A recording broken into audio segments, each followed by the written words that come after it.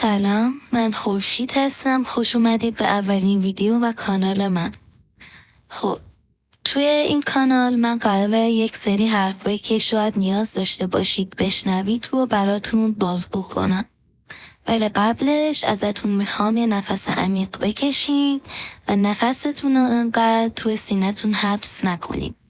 بدنتون از حالت منقبض در بیارید و ذهنتون رو سعی کنید خالی کنید و هر چیزی که ذهنتون رو درگیر کرده رو رها کنید و سعی کنید که روی حرفای من تمرکز کنید. خیلی خوب، بریم سراغ اصل مطلب، یعنی موضوع ویدیومون وابستگی اصلا چی هست و معنی دقیق و عمیقش چیه؟ وابستگی یعنی حس نیاز داشتن به چیزی یا کسی جهت رضایت و رفع نیازهای خودمون که خب یک جوری از کمبود هم میاد و میدونیم که زیاد بودن هر چیزی به غیر از پول و سلامتی بده برامون. قبلش بذارید یک داستان از خودم بگم.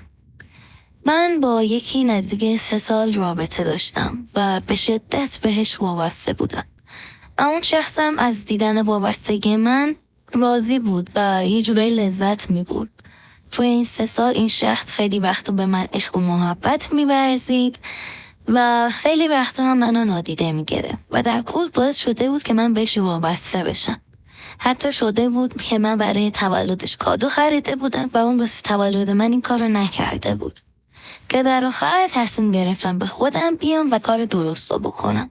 میدونم حتما برای خیلیاتون پیش اومده و این اتفاق افتاده که ما سعی میکنیم خودمون رو گول بزنیم با اینکه واقعیت رو کاملا واضح میدونیم. طرف به ما اهمیت و پیام نمیده و ما میگیم که نه، شاید خوابه، شاید مشکلی داره، شاید یادش رفته، ولی خودمونم میدونیم که اینا همش دروغه.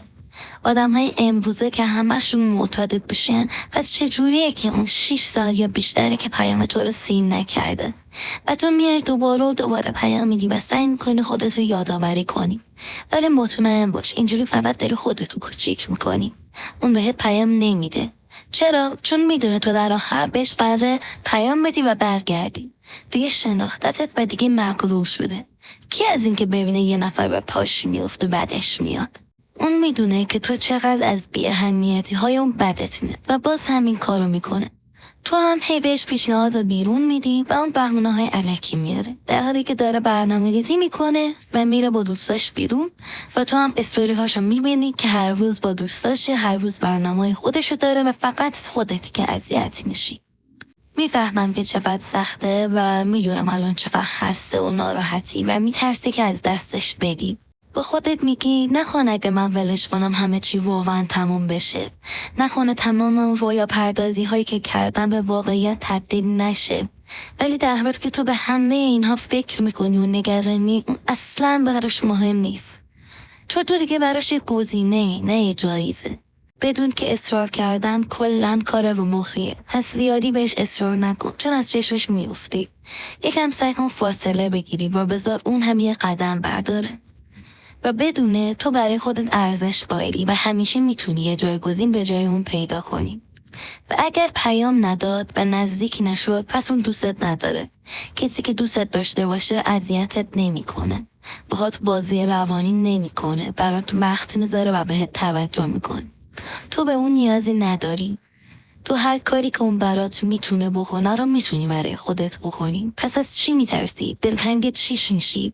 و بهتره بگم واقعا دلت قراره برای چی تنگ بشه؟ محبت‌هایی که هرگز بهت نکرد، کادوهایی که هرگز برات نخرید، بیرون رفتن‌های سرگرم کننده‌ای که هرگز نداشتین. دلت برای چیش تنگ میشه؟ با رفتنش بهشت قرار نیست بیفته و آتیشای جهنم خاموش نمیشه. باز هم میتونی به زندگیت ادامه بدی. اون فقط داره حواستو از چیزی که واقعا مهمه پرت میکنه، یعنی خودت و زندگیت. نه تنها باعث پیشرفتت نمیشه، بلکه همش داره تو رو پایین میکشه و حسرت میکنه. پس دست از آویزون بودن بکش و ازش دور بشو و بذار بفهمه که تو چقدر درخشان ترین کردی زندگیشو. بذار بفهمه چه آدم خوب و مهربونی رو از دست داده. بذار ببینه که هیچ کس مثل تو دوستش نخواهد داشت و بهش توجه نمیکنه. یادت نره چه کارایی باهات کرد و حتی معذرت هایی هم ازت نکرد. همیشه خودش رو تو اولویت قرار بده. پس برو ورزش کن، یه روتین پوستی خوب انجام بده، برو بیرون، غذاهایی که دوست داری رو بخور، سعی کن یه رژیم غذایی سالم بگیری و آرامش خودتو به خاطر کسی به هم نزن. تو یه آدم ارزشمندی، اینو یادت باشه که هنوز آدمی که براش مناسبه و اون هم مثل تو بی ریگ و شرط دوست داشته باشه رو پیدا نکردی. تو نیاز به کسی داری که در کنارش با خیال راحت ضعیف و شکننده باشی، نه یه عوضی که خودش عامل اونها باشه. خودت رو همیشه در دسترسش قرار نده. نشون بده که به دست آوردنت به همین راحتی نیست. اون همیشه به رفتارهای قبلی و قدیمیش ادامه میده، در حالی که قول داده بود که تغییر کنه برای تو. پس از اینکه به آدم‌ها همش فرصت‌هایی بدی که لیاقتشو ندارن دست بردار. وقتی به چیزی نیاز نداشته باشی خود به خود بهت جذب میشه.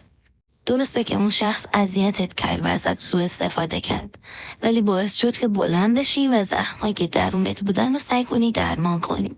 همین که الان داری این ویدیو رو میبینی و میخوای تغییر و رشد کنی، این خودش پیشرفته. و یادت باشه مهم نیست که اون شخص چی میگه، مهم اینه که برات چی کار میکنه. عشق از کاری که میکنی همین امروز شروع میشه و ادامه پیدا میکنه. یادت باشه تو یه آدم فوق‌العاده‌ای. امیدوارم از این ویدیو خوشتون اومده باشه. تا ویدیوی بعدی، خدافظ.